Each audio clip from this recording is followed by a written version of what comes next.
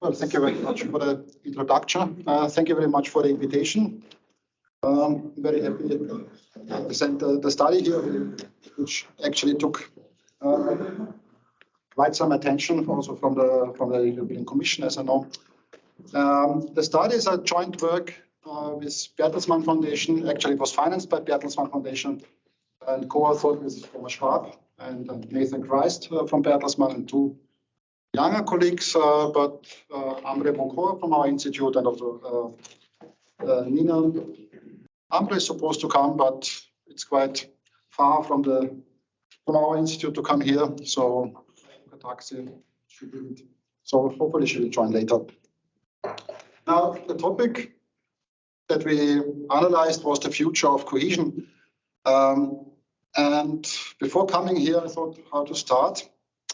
And I thought starting with asking you, what do you understand as cohesion? Does anyone have an idea when we talk about European cohesion? What do we mean? Or do you have an idea? What is your definition? Well, doesn't matter. When I looked it up when presenting this study, or actually before that, of course, there's one definition, and this is to form a united whole. So to form something which is united, and this very much is the essence of the European Union. That's why cohesion for me personally is very important, and that's why cohesion policy was very important when the European Union was founded, very closely afterwards. Cohesion policy was designed in the 50s, 60s. Was the initial founding fathers and mothers had the idea that the single market will have repercussions, but not everybody will benefit to the same extent. And for that, we need some equalizing measures, and that's why cohesion policy was introduced. And it became then, of course, much more important with the accession of Spain, Greece, and Portugal in the 70s and 80s. And this was also the time when it was reformed in 1989, and we more or less have the same structure of cohesion policy with some modifications today. But cohesion policy, probably, at least personally for me, is much more important than is actually the essence of what the European Union is about in a nutshell. But this does not work.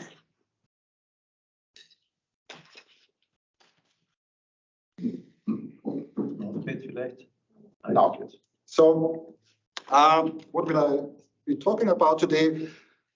I will start with our own starting point, how we approach the study, and shortly also mention our methodological base.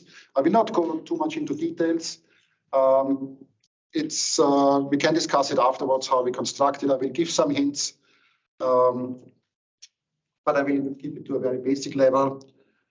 And then we will explore the prospects for general economic growth of the regions, according to our perspective that we see. And then, which we come to the core of our analysis, look at the effects of digital transition and the green transition on European cohesion, and what the prospects are, whether regions will converge or diverge. And we end with a kind of summary and also some very aggregate policy conclusions.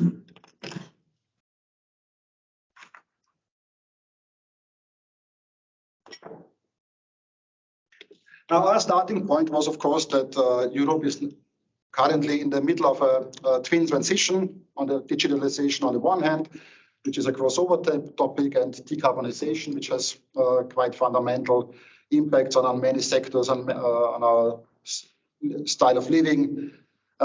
These are the key mega trends that are now all over the place, as you know. And for us, the point was, we know that this will change the economic landscape of the EU, and how will it change economic cohesion. When we talk about regions, we immediately see that regions are very heterogeneous in their characteristics. We have urban regions, we have rural regions, we have remote regions, and so on. And regions differ mentioned here in so many aspects, most importantly probably the economic structures, the innovation potential, the social fabric, and so on. You can name numerous factors. And because of these differences, it can be expected that regions will react very differently to these challenges. Some probably will benefit, others might be more challenged. And it is interesting to know for the future and for policy making what we can expect from these transitions. Now, our approach was, because we are not in the possession of a very detailed model, so we conducted a thought experiment. We rather came from a theoretical point of view, backed up with some solid statistics to provide some first ideas, and then leave it to others to explore this in much more detail with more sophisticated models. So this thought experiment also then has its limitations. The fact that we evaluate, or we try to evaluate the most likely effects. We think of effects that seem most plausible to us from a theoretical and empirical point of view, and we state this in our paper. And to make it a bit more sexy for the audience and for those who are not familiar with economic analysis and all this data and indices, we developed a scoring system, much like a traffic light, where we have from green regions, which are those regions that probably will benefit the most from either digitalization or green transition, or both challenges, to red regions that are the most likely to suffer from those challenges. And we have yellow and orange as intermediate steps. Now, this scoring system was based on we don't call it index anymore. We were not allowed on a readiness score, which is a kind of index that we developed with a specific methodology. And I think the next slide is on this. Yeah. Now, what we did, we constructed 3 scores: the digital, green, and growth, general growth score. And taking them together, we got this twin transition score, which is an overarching aggregate index, where each of the 3 pillars got equal weight, but we did some sensitivity analysis as well. Little changes were made. These individual pillars that you can see here, they are made up by variables, and I will mention them in more detail a bit later on. We basically used the method employed by the Regional Competitiveness Index or the Social Progress Index by DG Regio, which is a quite, to my mind, quite good methodology. It's and we just applied it in a much simpler setting because the study was quite limited. But nevertheless, I think we made a reasonable choice of variables, also always having in mind the limitations when you do analysis at the regional level, that data are very limited, to construct these 3 scores and then evaluated the prospects of the regions accordingly. Now, let's start with economic cohesion and our take on this. I think it's good to start with the status quo, talking about regional disparities in Europe and their evolution. When we look at the map of Europe, as you can see here, that's 2 regions, you still can see that Europe is greatly divided in probably 3 areas, where we have Central and Eastern Europe on the one hand, where also the least developed regions are located, particularly in Bulgaria, where you still have regions that are hardly above 30% of the average income level or average GDP level per capita in the EU. Then we have a second group of so-called southern regions, which includes Spain, southern Italy, Greece, Portugal,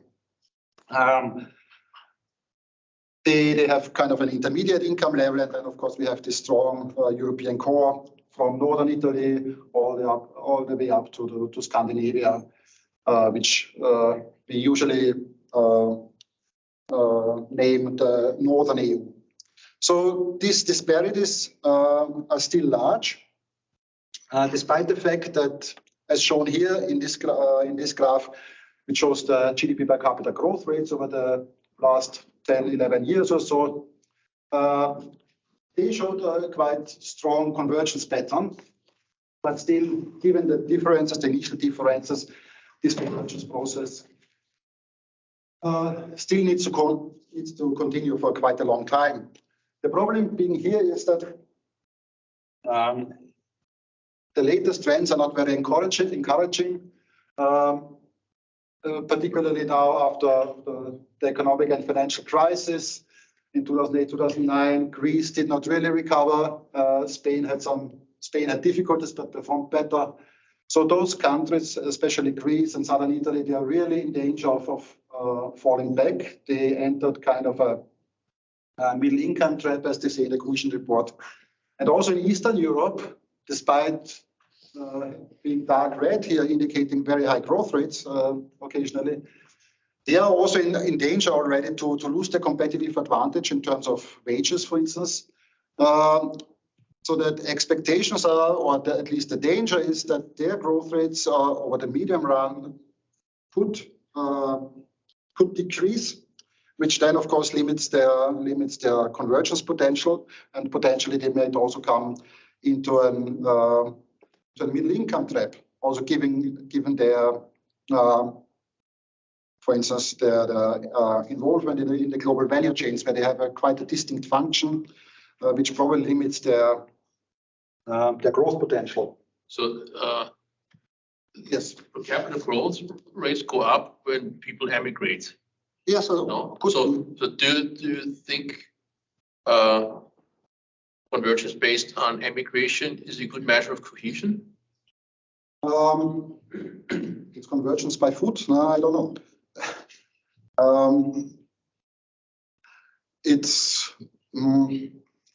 I want to discuss this afterwards because I have to think about the question, or rather the answer. Well, both actually.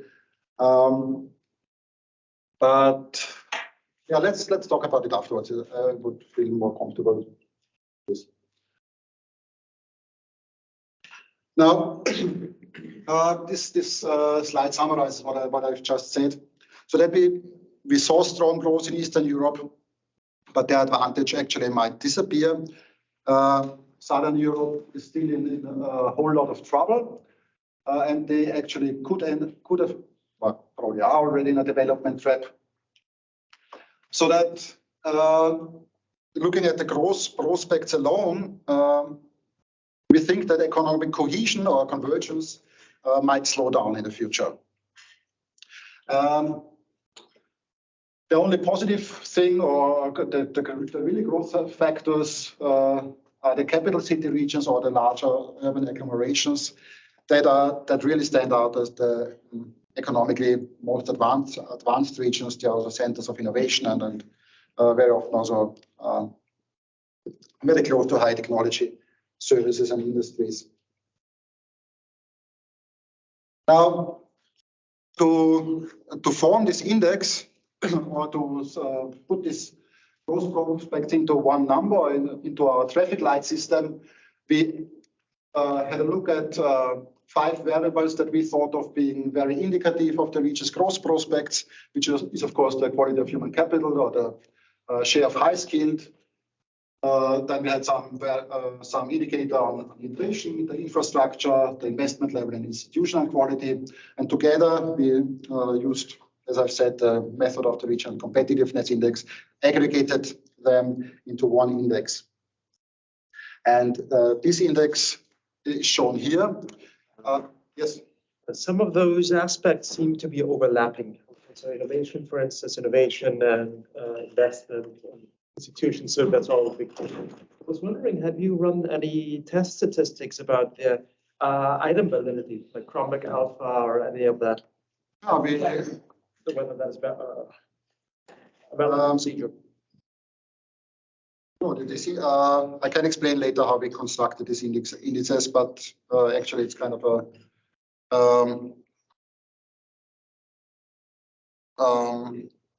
factor analysis where we actually extract the commonality between the indices because they are also always all showing in the same direction. But it's kind of how to explain, kind of an average over these indicators. So we basically looked at I will explain it later if you want. Or the method is also given in detail in our paper.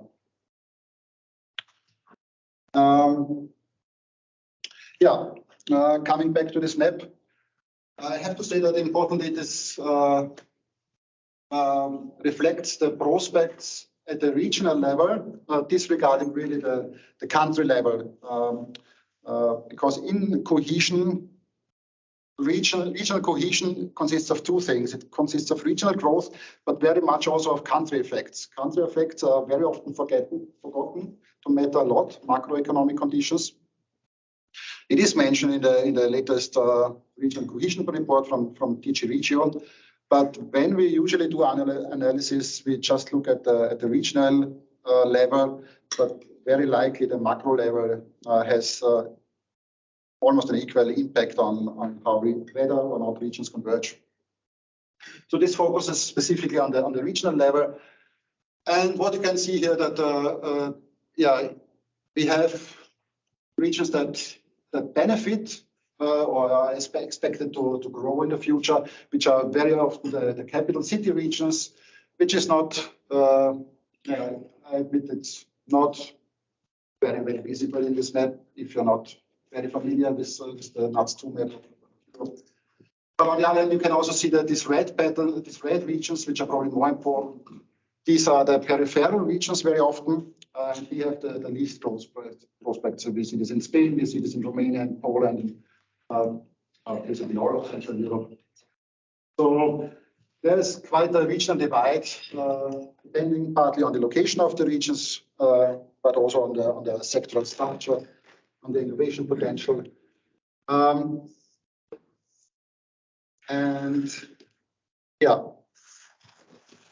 So summarizing this information that from the map into words, we see that, as I've said, these densely populated metropolitan regions, they are expected to have good growth prospects, general growth prospects.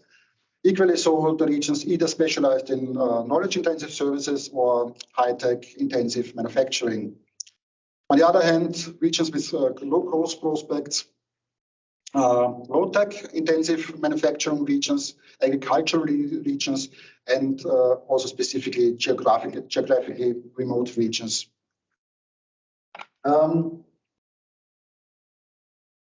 Now, we then identified those 10 regions that probably will suffer most and those 10 regions that will benefit most. And again, this is very instructive because it shows quite interesting, kind of a core periphery pattern. That at the periphery, we have rather the regions that are likely to suffer, while in the core or the capital cities and in the countries, they are more likely to benefit in terms of growth in the future. Now, as I've said, regional convergence is influenced by two factors: region-specific factors, country-specific factors. Taking this together, we actually expect a future slowdown of convergence or even a stop of convergence in the EU. Some regions, in our perspective, will fall behind, like Greece, southern Italy, probably some regions in Spain and Portugal. So they will actually lose in terms of relative GDP. And also Central and Eastern European countries and regions, they are quite likely to enter, or are in danger at least of entering a development trap, and we'll see a slowdown of growth, many of the regions, not all of them. Which, as a summary, then will lead to an increase in income polarization in the EU between countries and regions, but also within countries. Now, what are now the effects of digital transition? How will this add to the general growth prospects? Now, digital transition, for us, digitalization, we define it as the broad adoption of digital technology in homes, businesses, and society as a whole. For us, it will bring existing changes in the existing business models.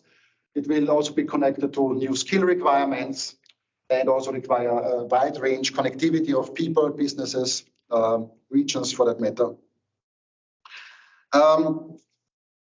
Also, our first hypothesis is that individuals or regions are differently affected by digitalization. There are arguments in the literature, in the theory, that stronger economic effects will be seen in more developed regions because of their, for instance, innovation potential, of their high skill intensity, or the high share of skill, the high share of high skilled labor and population in those regions, and other factors. What we'll also probably see is that a higher enterprise churn rate, so with more firms entering the market, but also more firms probably leaving the market. There will be pressure on the labor force as new skills will be needed to develop, which probably leads then to some increase in social polarization if you're not careful. And very importantly, from a more aggregate point of view, from a regional perspective, that surely digitalization will have great benefits in terms of job and firm creation. But from a location point of view, the jobs and firms might be created in one region, while it might be lost in other regions. So there will be, even on a net basis, on an aggregate basis, we might even have an increase in employment. The geographical repercussions of this might be very different.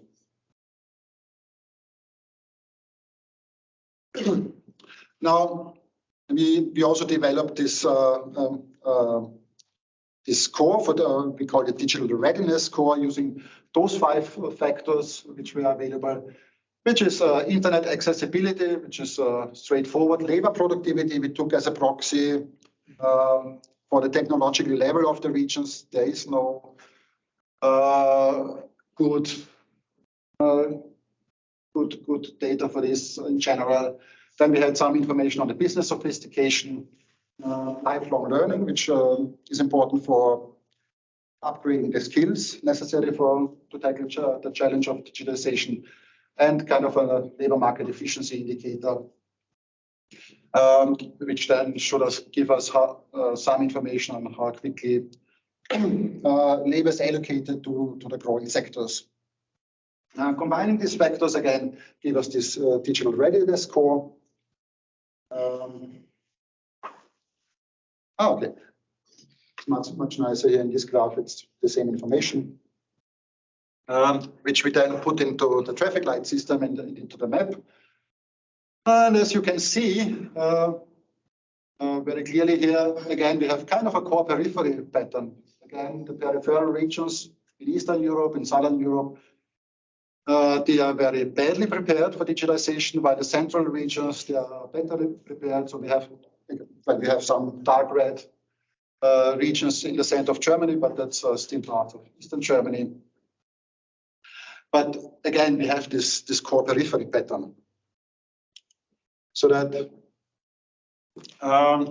when we look at the information that we have, we see that the benefiting regions will be urban and metropolitan regions, more or less Northern European regions, but generally, or those regions specialized in knowledge-intensive services, while challenged regions are more or less Eastern European regions on the whole, with few exceptions, probably the capital cities, Southern European regions, as well as industrial regions and rural regions. Now, and looking at the map and looking at the information, the result is that digital transition is very likely to consolidate the disparities that we have, and that will occur through natural growth process. And unfortunately for cohesion, if you want, the regions best placed to reap the benefits of digitalization are those already at the highest level of economic development. So what is the unique growth advantage here of Northern Italy? Well, they are very innovative. They have high-tech manufacturing industries. They have urban centers, very strong, Torino, Milan, which gives them, even in very small branches, they are very innovative. And that's the growth advantage of Northern Italy. And the differences to Southern Italy, they are enormous. Yeah. We did similar then for green transition. The starting basis was the EU goal of becoming climate neutral by 2050. Looking at the impact assessments that were done by the Commission, expectations are that the green transition will come or may come at the cost of economic growth, particularly for the more energy and greenhouse gas intensive regions. The cost of economic growth depends on the model that you use, whether it's post-Keynesian or more general equilibrium. Certainly, there will be disproportionate sector effects. We know that certain sectors are very energy intensive, like the energy industries themselves, but also steel industry, cement industry, basic chemicals, and so on. And those regions specialized in those sectors, they will have more investment to do into green technologies than others. Certainly, buildings are a big issue. A lot can be done in renovating buildings and making them more energy efficient. A lot already is done through EU funding. And certainly transport is another point which needs to become green. The problem that we see is for many of the regions is that this investment required to become green, it will replace the existing capital stock, but not necessarily increase output levels by doing that. So that these replacement investments, you have to spend a lot of high share of your GDP for that. Doesn't really do anything for GDP growth. You will have a lot of sunk costs. And this puts less developed regions, in our mind, in a worse situation than more developed regions. This is because transport and the housing sectors in the less developed regions, particularly in Central and Eastern Europe, they are more energy intensive. So they use houses are worse insulated, transport. They are using still older cars. So to replace the housing and transport stock, they need to have a much higher investment against lower GDP levels. Similar holds for investing in new greenhouse gas friendly technologies, where we can also see that Central and Eastern Europe in particular is producing at a much higher energy intensive levels or CO2 intensive levels. So they have also a bigger gap to bridge there. At the same time, having lower GDP levels, so that if they want to reach the same level as Northern Europe, they have probably have to invest a higher share of their output. And the danger is for those regions that these investments will crowd out productive investments, which then will reduce their longer run growth potential. And since they are doing this forced to do this at a higher rate than Northern European regions, this has implications for cohesion as well, or convergence, if you want. Now, to measure, to develop our green readiness score, we only had 4 variables this time because data for this is really difficult. So we took the number of road vehicles per inhabitant as a proxy for the replacement of the transport or the necessity to replace the transport stock. Then we had two measures for greenhouse gas intensity, one greenhouse gases on the one hand and CO2 intensity on the other hand, and greenhouse gases in that case are of course without carbon dioxide. And then we had a third indicator on the burdensome cost of housing, which kind of should reflect the burden that people might face when it comes to renovate their houses and or make their houses environmentally friendly. So the higher the costs for housing, probably the more difficult it is also to renovate them. Now, putting this together and shaking it through our methodology, we came to this map, where it's not a copy of the other map, but it looks like very much looks like it. It's again the same picture that at the periphery, those regions for us are challenged most by the green transition, whereas the central regions, they probably will benefit the most. Summarizing this map or aggregating this, generally we think that European core regions will benefit most from green transition. Also those regions that are highly competitive and highly innovative, they will also benefit because they can develop those new green technologies and sell them to others.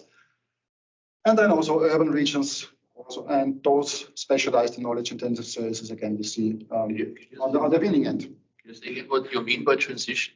Is this the period between two steady states, between some initial condition and some long-run growth path, or is it the long-run? It's a transition from it's a transition to climate neutrality.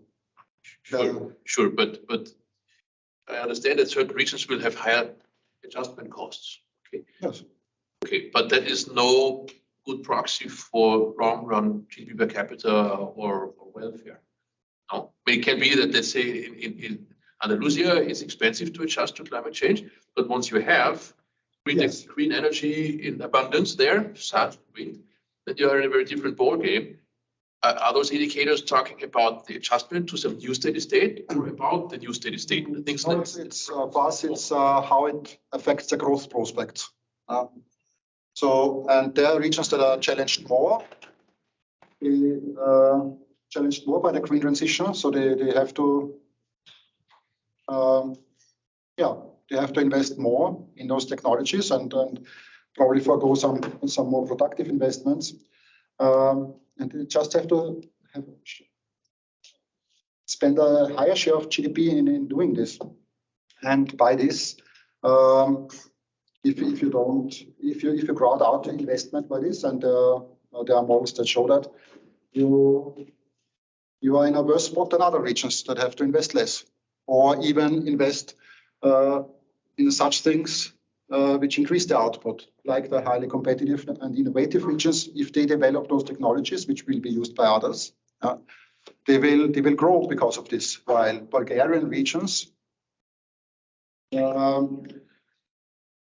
growth prospects are certainly not hired or not raised, not increased through green transition, but rather lowered, because they have much more work to do and start at a much have a much worse starting position. So that's the problem that we see. And basically that's it. They have much less capacity to engage in green transition, and if they want to, they just have to suffer much more, which erodes their long-run growth prospects. They would have to invest in other things in the first place, and then care about green transition. That's the point. That's why we see these Eastern European border regions, which are very low-income regions, and Southern European, like Greece, to be in a very bad spot, but also Northern France and Eastern Germany, interestingly enough. They're not, and of course, those regions specialized in the CO2-intensive industry. So this is also what studies show, that, of course, those industry, depending on also the world market and many other things, but they are, of course, they are likely to suffer more than other industries. That's the point.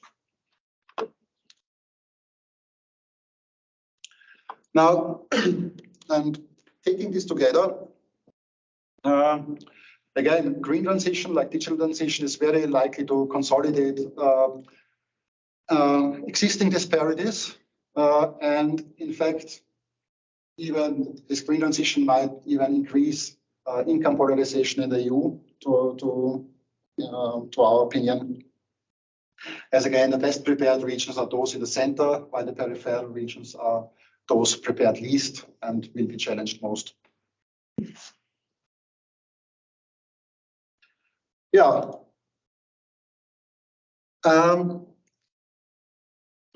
The summary and the outlook for future cohesion is already quite straightforward now from what I said. We have very different growth prospects, general growth prospects in the regions already, and those will be increased or strengthened by digital and green transition. So digital and green transition are not certainly no growth policies. They have another agenda, and they certainly do not work in the favor of cohesion. That's the point. That's very important also for regional policy at the European level to be aware of this. And in fact, what we will see, what the danger is, that there will be one set of regions that will benefit from this, and another set of regions that will be challenged by these developments. And unfortunately, these challenged regions are the already less developed regions.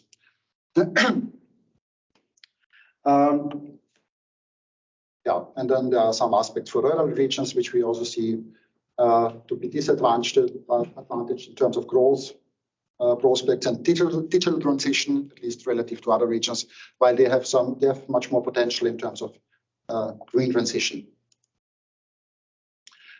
Now, if you take cohesion policy seriously, if you want to make some policy recommendations at a larger scale, one element which is not currently present is this notion of agglomeration forces, and ideally regional policy must overcome this trend, these agglomeration forces that are present in Europe. We have these strong regions in Europe that are well, not only centers of inward migration, but centers of economic activity, of innovation, and so on. And if we take regional development seriously, regional policy actually should look to generate these agglomeration forces also in less developed regions by making a very, very focused support there. Now, the problem for those least developed regions, if you want to get something going there, that they have simultaneous disadvantages in many areas. So they lack the skill endowment, they lack the infrastructure, they lack the innovative capacity, and so on. So there are numerous factors that they lack at the same time. Now, and ideally, what would be needed is to tackle those simultaneous disadvantages equally simultaneously by this policy. Now, the problem is that the current version of EU cohesion policy, it's taking a very sectoral approach. You can support innovation, you can support the labor market, you can support infrastructure, you can support SMEs, and so on. But everything at one point, at one time, and it's not taken together in a comprehensive approach. This is up to the regions, but then again, many regions actually lack the planning capacities and the staffing to do this in a reasonable way, particularly again in Southern and Eastern Europe, which also then has to do with the administrative structure and so on. So there are many issues, but that is something that would be required. And for that, we also think that massive investment is needed in order to generate some kind of economic nucleus, which could be the basis for agglomeration forces in those regions. For other regions with higher level of economic development, we see here space for a more gradual approach. working on their weaknesses and supporting their strengths, then this should be less of an issue. Now, this is some conclusions also in the light of the current discussion on the future of cohesion policy, which is interesting to discuss. That personally, I see there is an intrinsic conflict between EU cohesion policy on the one hand and other, more or less all other European policies on the other hand. EU cohesion policy is for the weak regions. It should support the development of the weak regions, while the single market, competition policies, macro-financial stability, if you think it through, they support the strong regions. And so you spend 300, 400 billion euros in cohesion policy, but its effectiveness might be questioned not only because we like to blame the EU for doing bad things. The programs are not that bad, but we might question the efficiency of this policy because all other policies work against it. And the trouble is with cohesion policy that very often cohesion policy is aligned to all other policies. So it is aligned through the macroeconomic financial stability, for instance, while ideally it should be the other way around if we take cohesion seriously and if we think of the definition of cohesion to make a united whole of Europe. Getting this into the people's mind would be already a very important step forward. So cohesion policy is limited, and yeah, if I have something to say, we would make it a bit different. Thank you very much.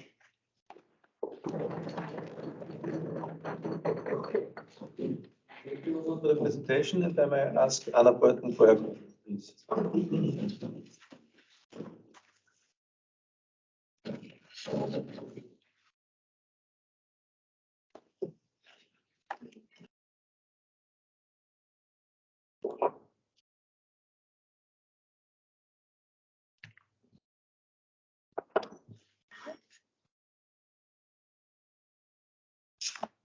Okay, so I will give just a commentary that is derived from Julia and myself. So she can't be here today and she apologizes again, but we did come up with this feedback or commentary together.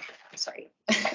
I just for the sake of time, I will skip the summary. I'm sure you still remember everything, what was done in the paper, and jump straight to the general comments. So we both believe that the topic is highly relevant right now, and also addresses a lot of the great challenges that the EU is facing, also in light of some talks that are going on with the expansion of the EU itself. So we really think this is important research that is being done and also fits with, for example, the EU Green Deal, giving that some information here. And also already the 8th EU Cohesion Report also highlights the importance of the green transition as well as the digital transition. General comments on the paper, we really appreciate the regional focus. It's not that common, I mean more common regional economics and cohesion, but less economics generally. So we really like that, and also the conceptual approach.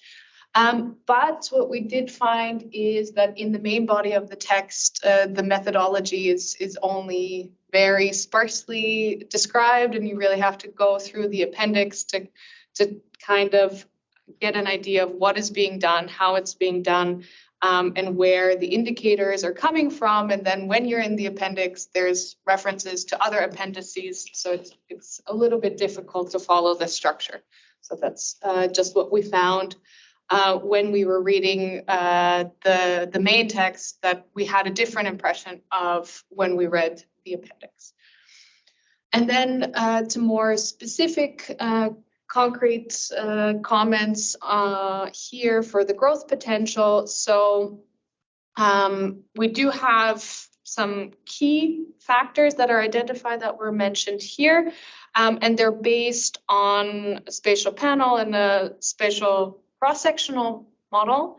What we did find is, though, that some that were identified as significant in the models were not included as key factors, and some that weren't even tested were then included as key factors. So we were just not sure where the reasoning was to include some and leave out others, as well as that we had, as a comment was already made before, that we had the impression that some of the indicators, for example, labor productivity or demographic change, were missing from the growth potential indicator here.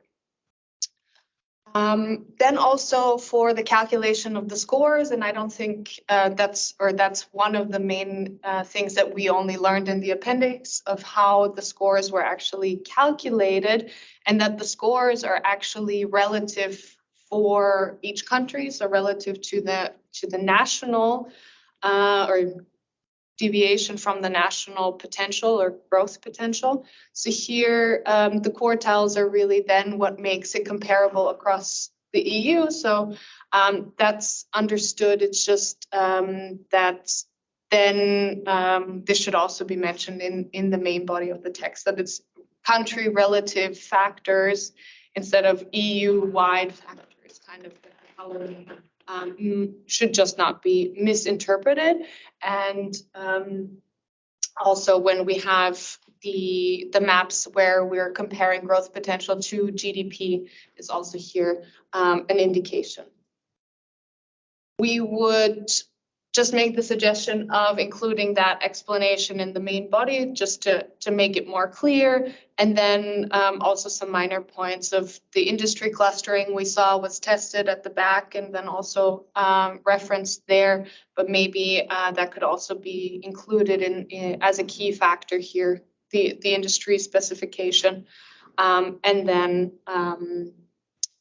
one of the main questions, what was the time of the measurement for the score? So what was it measured as an average over years, or was it measured at a certain point in time to get those variables that make up the score? And then for the green and digital transition, we were missing some reasoning or literature of how some of the indicators were chosen and how they were derived, just a little bit of an explanation of where they came from. There was also that question before, and also how they differ between each other. And I think that's also mentioned already, that readiness may be misinterpreted as potential, just simply because when we have a region that is lacking or very far behind, there's great potential. And but that's not what you're measuring, right? You're measuring the readiness as in how good are you already, kind of. And then so just that wording might be misinterpreted here. And also similar to what was said before, with some of the indicators potentially measuring similar things or even being overlapping. And also just maybe a little more explanation of what you're using those indicators for, in which direction. Just one example, labor market efficiency. If you have a very tight labor market, it's probably hard to argue that you would have many people willing to reskill, to upskill, to change jobs into new industries. So just knowing what you're actually measuring or what variables you're using to have this part of the factor. And the same thing for green, for some of the green indicators also here. Some of them, it seems like they're measured at just a index or general value. Some are per cap, some are percentages. So just also here getting an understanding of what you're actually measuring and what they refer to. Do they refer to the industry or not? And there was, when you're matching the digital readiness and the green readiness on the maps, so the green and red. Also on the slides, you're referring to readiness and then economic development. But so also already, I think in the paper you're correlating growth potential and readiness. So not actually economic development status as is now, but the potential you're projecting to the future. So for us, it would make more sense if you actually did exactly that, of matching the readiness to the GDP per capita as is now, just to give a more nuanced picture across instead of mapping them together, growth potential and then readiness. So we would just suggest to also include the GDP per capita, and then also potentially expand the research into an area of matching it to the EU average, just to be able to compare the regions between countries better, instead of only looking at within and then mapping through the color scheme across Europe. And I think that was the final slide. So thank you very much. Thank you, Anna. Maybe Robert. Yeah, thank you very much for the comments. Make no mistake, this is a policy paper than an academic paper, and we want to reach not necessarily the economists, but rather the broader public or those involved in regional policy, which are 99% probably non-economists. That's why much of the details, which are interesting to the world of science, are left in the annex. Yes. For us, really it mattered to get the message through, what we observe.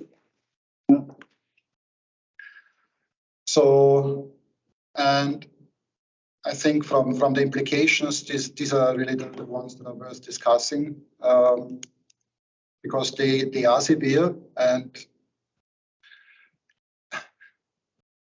the point is, I see the European Union at a crossroads. Yeah, if you look at the not so latest developments in Hungary and Poland, where you have governments that one might not agree with, or at least their style, and other movements in Europe.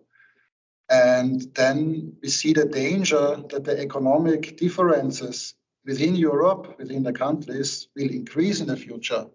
This will not be very conducive to the European as a project as a whole. Yeah. There was a reason why the European Union won the Nobel Prize, the Nobel Prize for Peace, a couple of years ago. And likely this thing is to be lost if we are not careful what happens with our neighbors. And the way policy runs, the discussion runs, I think we are on a very bad track.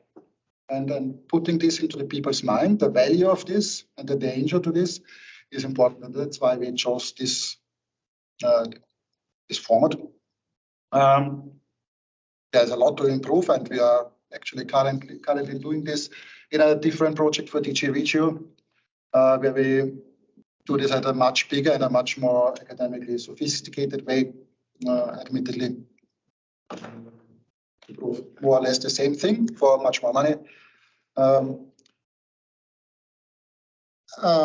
Yeah, that's about it. So it was a brief study, a short study, and for that, I admit that the data is not 100% optimal, but as a first proxy, I think we are really happy with it, and things can also always be improved. That's a good thing about our business. Yeah. Thank you. Floor is open for comments. So in the digital floor, please raise your hand if you have a question. Michael Beneda, please. Maybe one question on your final conclusions that you had in the end. So one is the general picture.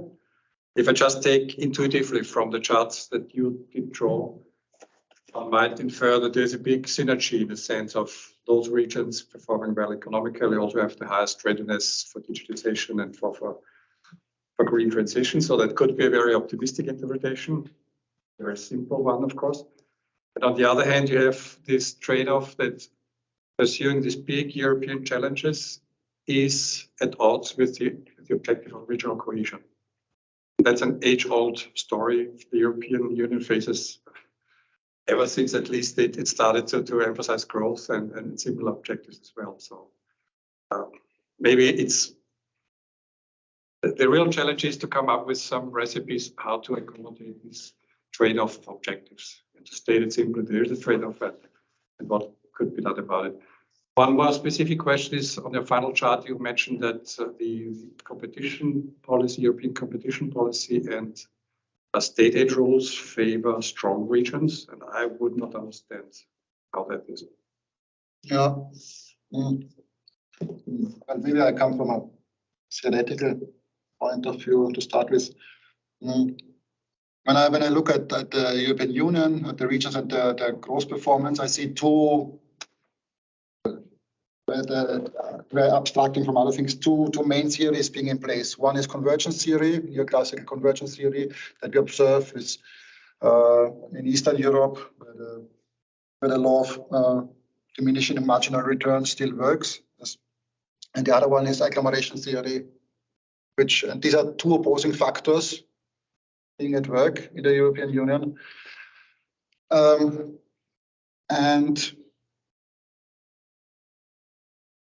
And here we see that the danger is that this convergence process, this trend for convergence, and this tends to subside. It tends to become weaker because, as also mentioned in the AIDS Cohesion report, the Central and Eastern European countries, they are losing their competitive advantage and they're becoming less and less attractive for investment, for foreign investment, which was their growth model for a very long time.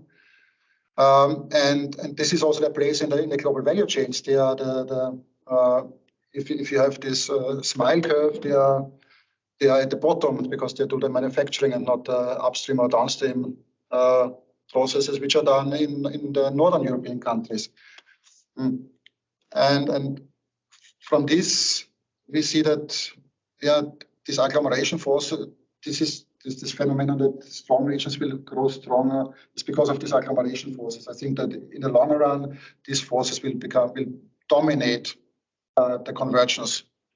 But I understand the agglomeration forces, but why do you think that competition policy and then state aid rules in the European Union? Because you have economies of scale, and if you're already strong, you benefit from competition. You want competition because you can actually rule it out because you are economically strong. You don't allow competition. In fact, competition policy only works if you have an equal playing field. But that's what competition policy tries to preserve. Equal playing field is about this. It gets. But I don't. If you say competition policy strengthens the strong firms, I mean. Maybe the purpose is exactly it's different. The purpose is different, yes, but I don't think so that in reality. That would be same is true for state aid, right? It's an explicit objective of the state aid rule by Recht in the EU to avoid that the countries that have deep pockets and big budgets. No, but then you should lower the state aid rules for the less developed countries in Europe. I mean, if you look at Germany, at Bavaria, for instance, it was a deliberate policy and financed by state aid to settle their high technology intensive industries. Franz Josef Strauss in the 70s also, if I'm not wrong. State aid was allowed there, and they used it, and they have this advantage now, and they're using it, and now it's not allowed for those countries that are actually in need of this, that would also need to develop those agglomeration hubs. So you combine economic areas which are not comparable, and you first have to create a level playing field in terms of economic power, which you don't have, and that's why state aid rules help those that are already developed, because you don't allow competition to occur. Maybe something to add in the general policymaking problem, which is really a thing, European policymaking process, which is really a thing regardless of what topic of policy we are talking about. So normally you have impact assessments for all kinds of different implications of the policies for SME, for environmental purposes, and so on and so forth. But we still don't have a territorial impact assessment. So policymaking on the European level is not checked against the heterogeneous implications for the regions. And this is something which is missing, which is to be discussed, and it will be discussed more in the future. And this is also related to this trade-off, because you have maybe some policies are more severe against cohesion than others. Maybe some are better aligned with the goals of cohesion of this united Europe. But often we don't really know because at least in the policymaking process, there's no rigorous assessment on this. So I wouldn't say, I think we don't really can finally say that competition policy has no implications for cohesion, or it has perfect implications, because I think there's way too less research on especially these very specific policies. Yeah, so I think this is important what you say. We have a discussion about relaxation of state aid rules, and it is small and poorer member states that are fiercely opposed to that, because relaxation of state aid would mean that the deep pockets would do even more of subsidization. This is not what you want, of course. No, that's completely understandable, because then the deep pockets come into play. Yeah. But I think he has more in mind the role of co-financing by the local government. So if you have a requirement of 50% co-financing at the local level, you are stressing low budget regions more than high budget regions. Is it that way? well, yes, but not only. It's more fundamental. Over-interpreted. Thank you very much. Yeah, I think it's not a level playing field in Europe, where the rules are made for the strong. I may come to a different point, maybe. You mentioned in the green transition area that it's a drawback for regions to have an older capital stock because they have to replace more of their capital, so to say. But on the other hand, if you have an old capital stock, it's written down already in the books. And so it's much easier to replace it by something new. And you would also leapfrog several generations of capital vintages where you are able to gain a higher productivity level with your new capital stock as compared to the old stuff that you have implemented. So I think there's some potential. The older the capital stock you have, the more leapfrogging you can do. And related to this, you have in mind the notion that investment in green transition crowds out investment in regular physical capital and productivity enhancing steps. I want to question this as well, because why should green investment not be productivity enhancing? I mean, think of solar panel farms in Southern Europe, in the periphery. They have lots of sun, more than we in the north, and they could create energy from sun in abundance, which enables them to have very energy intensive production processes. So don't you think that, or do you think that green investment per se is unproductive? Well, that's part, the discarding out thing is partly taken from the assessment report of the Fit for 55 package, where they had a huge modeling exercise. Interesting enough, they used two models, a post-Keynesian model and a general equilibrium model. And the general equilibrium model actually showed that this green transition will have zero effects or even negative effects, depending on how the the global situation is. While the post-Keynesian, it had some positive effects. Mostly this was capacity utilization increased, so you had a demand effect there. Yeah, it's for me the problem is, do they really then produce more output because of this or not? Which I'm not sure of, and I just took.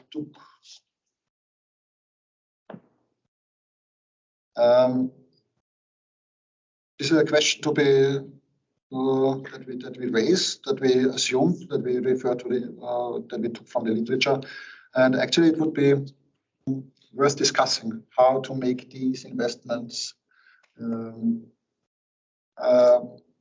work so that they also could work as a growth strategy.